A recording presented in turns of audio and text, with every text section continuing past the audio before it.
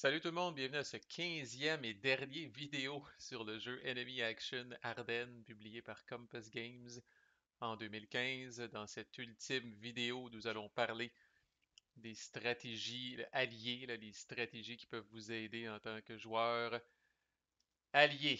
Alors, on va faire comme on a fait là, dans la vidéo sur les stratégies allemandes, c'est-à-dire que encore là, l'important, c'est de connaître les cartes qui sont à votre disposition. Donc, l'allié commence avec seulement trois cartes primary, on le rappelle. Le cinquième corps, les verts pâles et les jaunes. À noter que pour le 12e corps, qui commence avec une seule unit sur le board au début, ils n'ont même pas leur carte primary, elle va venir en jeu le 17 décembre. On va y revenir à l'instant. Mais voici les trois cartes primary que vous avez le 16 décembre. Et voici 1, 2, 3, 4, 5, 6, 7, 8, 9. Voici les 9 cartes supplementales pardon, auxquelles vous avez accès. Mais rappelez-vous, vous n'allez n'en piger que 4 sur ces 9-là le 16 décembre. Alors, c'est une main, ma foi, très modeste.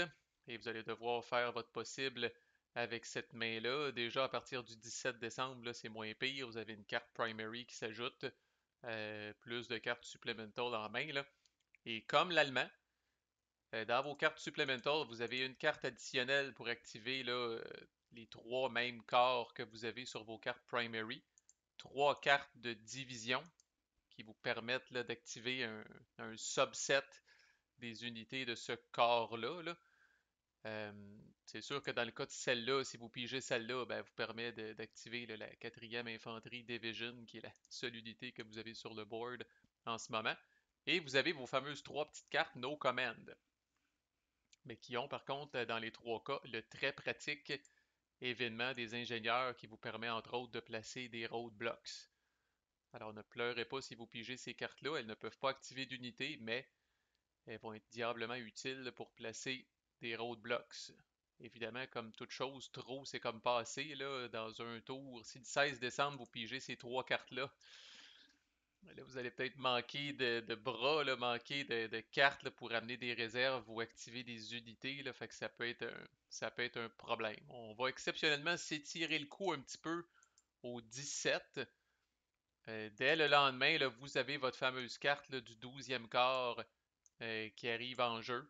Vous avez une carte pour activer là, une division des verts pâles, une carte pour activer une division du 5e quart, puis vous avez même là, vraiment le 12e quart.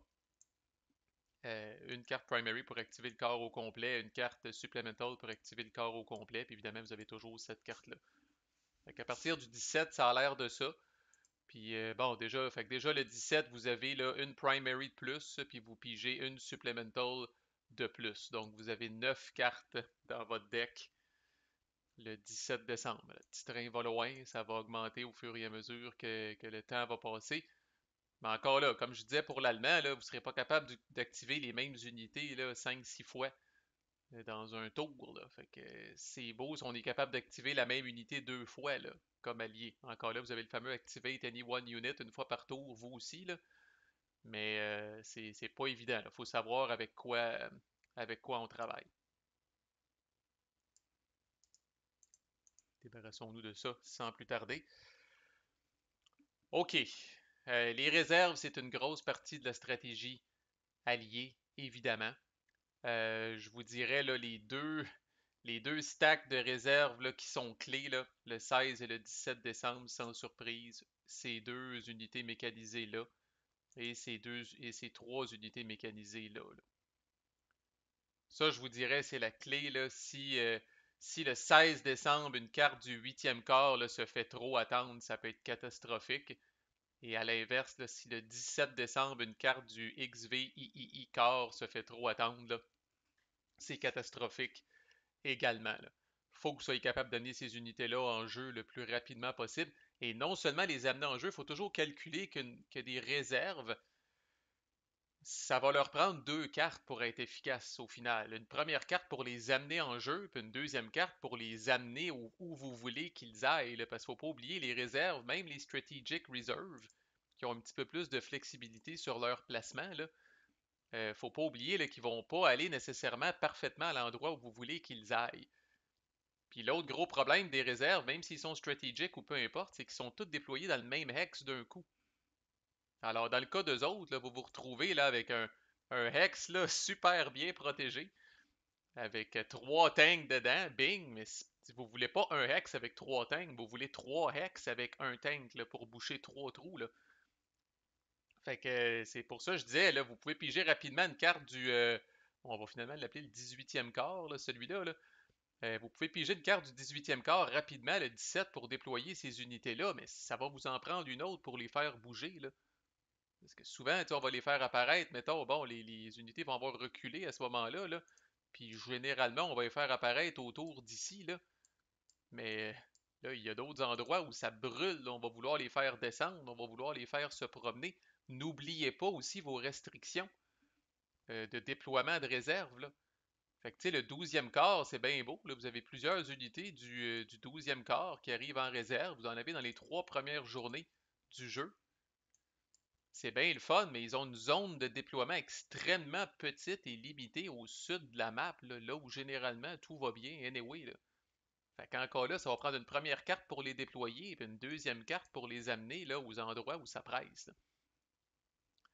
Fait que faites le calcul, ça va vite là, de brûler vos cartes là, avec un deck de 7 cartes, puis un deck de 9 cartes là, pour amener des réserves à des endroits intelligents. Là. C'est une carte jouer les units, une deuxième carte pour les déplacer, une coupe de roadblock là-dedans, peut-être une tactique de combat une fois de temps en temps là, pour espérer survivre.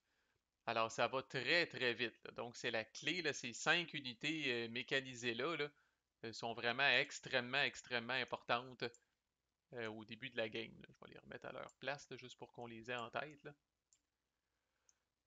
Fait que personnellement, au premier tour, le 16 décembre, j'essaie de déployer, si possible, uniquement ces deux unités-là. Pourquoi? Parce que le 17, j'ai des unités du 5e quart qui arrivent en réserve et j'ai ce tank-là du 12e quart qui arrive en réserve. Et je vais essayer le 17 décembre, si possible, avec une seule carte du 12e quart, d'amener toutes ces unités-là puis toutes ces unités-là en jeu. J'essaye, si je suis capable, de ne pas jouer une carte le 16 pour amener des réserves du 12e quart, jouer une autre carte le 17 pour amener les nouvelles unités du 17, du 12e quart que j'ai. Même affaire avec les unités du 5e quart.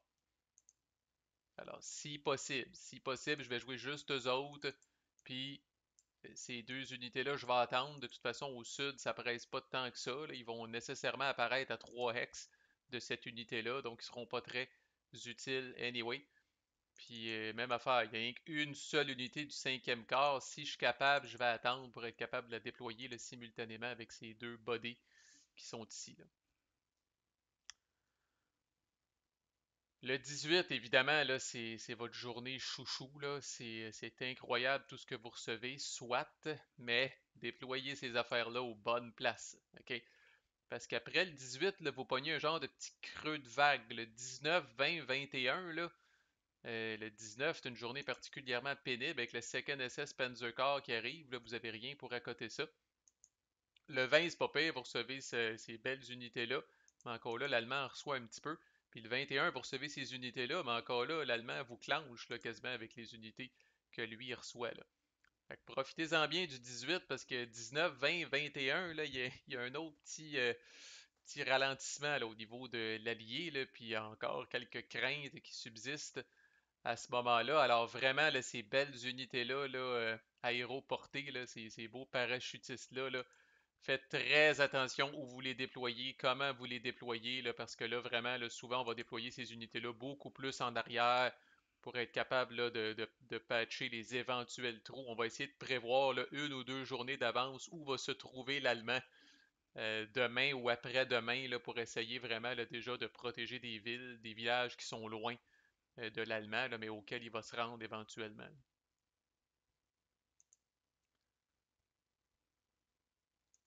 OK, de façon générale, euh, ayez pas peur de reculer. Ayez pas peur de retraiter. Ayez pas peur de reculer raisonnablement. Essayez là, que chaque unit défende chèrement sa peau. Essayez de ne pas être entouré. C'est plus facile à dire qu'à faire, mais mon point ici, c'est que une ville, ça peut être repris. Un village, là, ça peut être repris, même si, bon, il prend Vielsalm, oh my god, il a pris 3 ponts, oh my god, il a pris Bastogne. 5 VP, 2 VP sur 35 VP que ça prend à l'allemand, mettons, au total pour gagner à la toute fin de la game, là. Il n'y a rien là. Raisonnablement, là, c'est préférable plutôt que de s'entêter à protéger un endroit qui est improtégeable. C'est préférable de reculer, de consolider ses forces, de se mettre à des endroits qui sont plus faciles à défendre, de l'autre côté d'une rivière, dans une forêt, peu importe, là. Mais ayez pas peur de reculer. Par contre, protégez à tout prix les sorties, là. Alors ça, par exemple, là, ça ne doit pas arriver, là. J'en parlais dans le vidéo compagnon sur les stratégies allemandes, là. Mais oh, si l'Allemand réussit à sortir des unités ici le 19 ou ici le 21, là, ça fait mal, là. Ça fait mal. Alors les sorties, moi je les protège là, comme si ma vie en dépendait, là. Euh, les villages, tant mieux si ça la donne, tant mieux si je suis capable de monter une défense organisée qui a de l'allure sans bloquant les avancées, sans trop me faire entourer. Mais je vais pas hésiter à reculer d'un village pour aller me regrouper au village d'après, là. Je me dis éventuellement, là, le vent va tourner. On essaye d'acheter du temps comme allié, c'est ça qu'on fait. Les jours passent et vous rapprochent là, de, de, d'un shift là, dans l'équilibre du jeu, là, puis d'un amas de renforts qui arrive sur vous autres, plus de cartes, le Air Interdiction, les Out of Fuel. Inquiétez-vous pas, le temps joue en votre faveur, donc on échange du temps contre des VP ou contre des villages parfois, puis c'est tout à fait correct, là. Assumez, là, si vous preniez un snapshot et vous regardiez à la fin de la game, là, assumez que tout ce qui est sur le board au début va mourir. OK? C'est une question de temps. Tout ce qui est là va mourir. OK. Alors, c'est vos réserves qui vont faire la vraie job. Ces unités-là sont là pour vous acheter du temps, sont là pour ralentir la progression initiale de l'allemand, là. Mais souvent, on check une game à la fin, là, puis on regarde les unités qui sont là, puis c'est pas mal toutes des unités avec un hex de départ qui est listé à droite du symbole là, d'unité, là. C'est des braves unités qui ont payé le prix, puis qui ont été sur la ligne de front pour ralentir les Allemands. Fait que c'est pas grave, ces unités-là, ils vont mourir, ils vont se faire entourer, ils vont tomber on supply, ils vont peut-être même se rendre.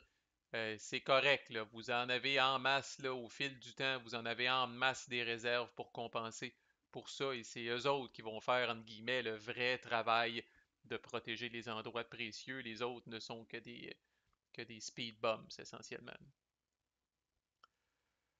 Bon, les roadblocks, j'en ai parlé, c'est extrêmement important, le timing, le placement de ces roadblocks-là. Euh, Ça va même arriver des fois au début, là, j'ai discarté les cartes. Où est-elle?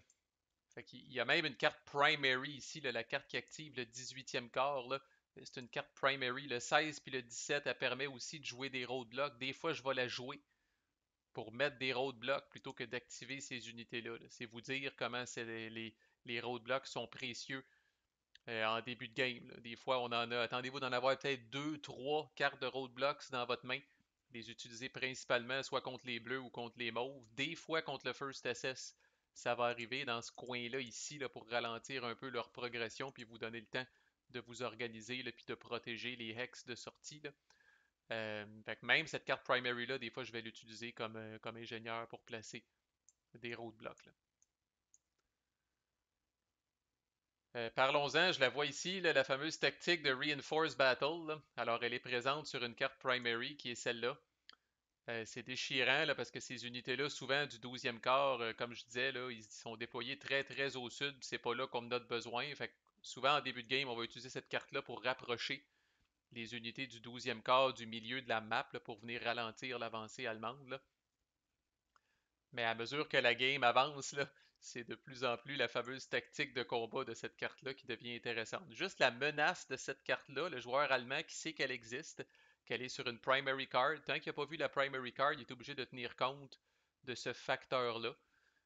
Mais vraiment, un bon Reinforce Battle bien timé, là, où est-ce que vous amenez peut-être une unité mécanisée, venir porter main forte prêter main forte à une infanterie, là, puis dénailler le Only Defender Armor, Only Defender Combined Arms, transformer un bon ratio en un ratio dégueulasse, euh, forcer l'Allemand à tirer 4 cheats au lieu de 2 comme minimum, là, c'est écœurant. Reinforce Battle des fois, quand il est bien joué, il peut quasiment vous acheter un tour au complet.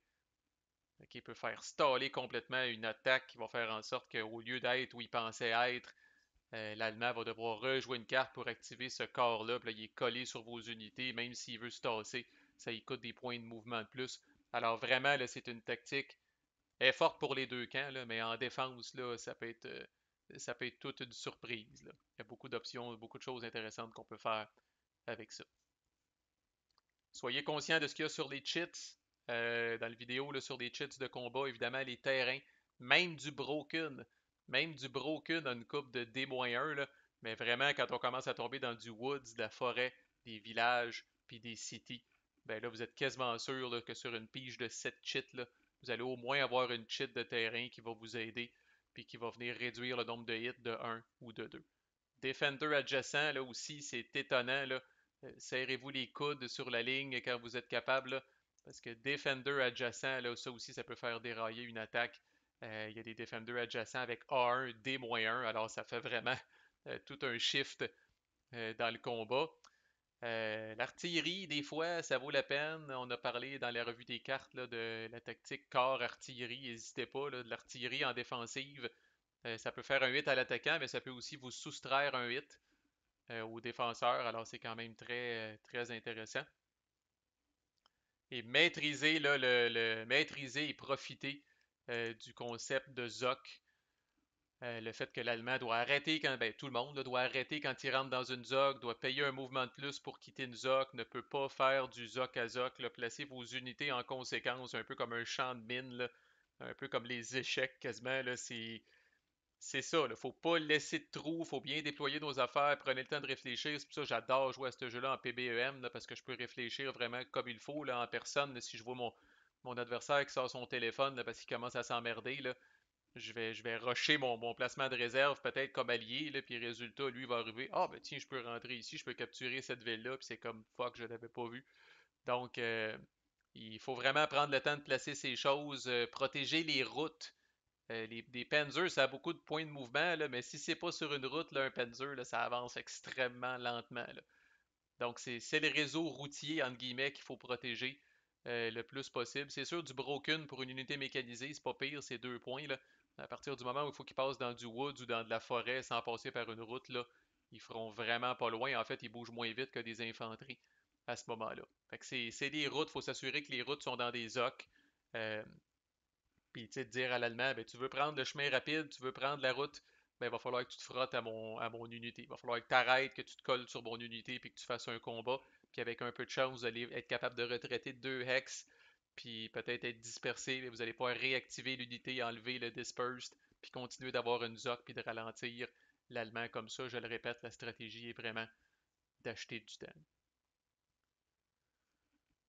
Voilà, ma foi, c'est ici se termine une épique playlist sur Enemy Action Ardennes, à la hauteur, je l'espère, de la qualité de ce jeu-là, là, qui est définitivement dans mes wargames préférés, mais toute bonne chose a une fin. Et nous allons passer à autre chose maintenant et à un prochain jeu. Donc, si le style vous a intéressé, il y a en masse d'autres playlists sur la chaîne. Alors, au plaisir de vous revoir ou de vous recroiser à l'une d'entre elles. À plus.